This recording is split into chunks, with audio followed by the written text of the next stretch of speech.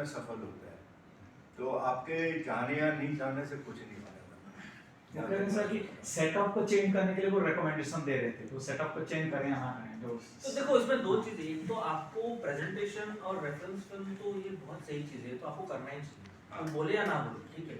क्योंकि उनको क्या होता है कि उनको पता चलता है कि आप किस स्पेस में फिल्म को बनाना चाह रहे हैं, और आपके लिए भी इजी होता है कि मैं इस स्पेस में बनाना चाह रहा हूँ, राइट, क्लियर हो जाती है बात। वो जॉनर तक सही होता है ना।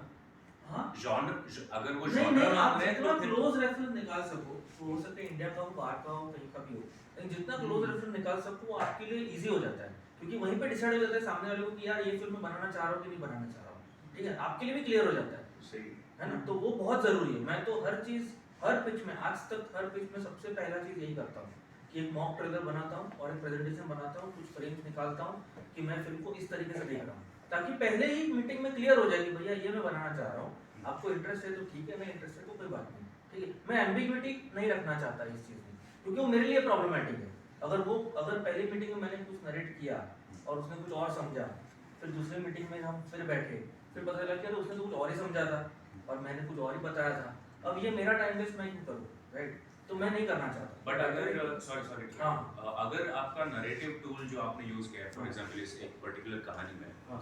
और आपको लगता है कि शायद ये नया है, हमने देखा नहीं है और इसके लिए ढूंढने से भी कोई रेफरेंस पॉइंट मिल नहीं रहा है, हाँ। तो आप कैसे उसको अप्रोच कर सकते हैं? देखो बहुत ज्यादा नया आप अगर लेके जाओगे ना तो हमेशा बहुत मुश्किल होगा बेचने के लिए, तो हमेशा आपको उस तरीके से प्रेजेंट करना है कि थोड़ा सा उन्हें फेमिलियर चीजें लगे।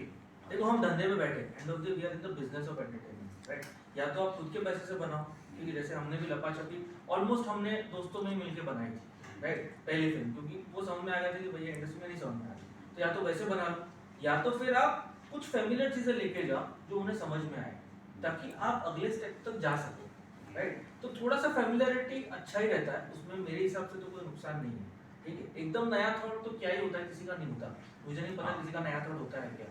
हम सब कहीं ना कहीं से तो इंस्पायर्ड होते ही है ना, एकदम ही नया थॉट तो होना मुझे लगता है बहुत ही टफ है, शायद अगर है तो बहुत अच्छा है, पर ऐसा होता नहीं है। तो कहीं ना कहीं कोई ना कोई इंस्पिरेशन तो आपको मिल ही जाएगी, जो आपके फिल्म के क्लोज होगी, थोड़ा रिसर्च करेंगे कुछ ना कुछ तो मिल ही जाएगा, राइट।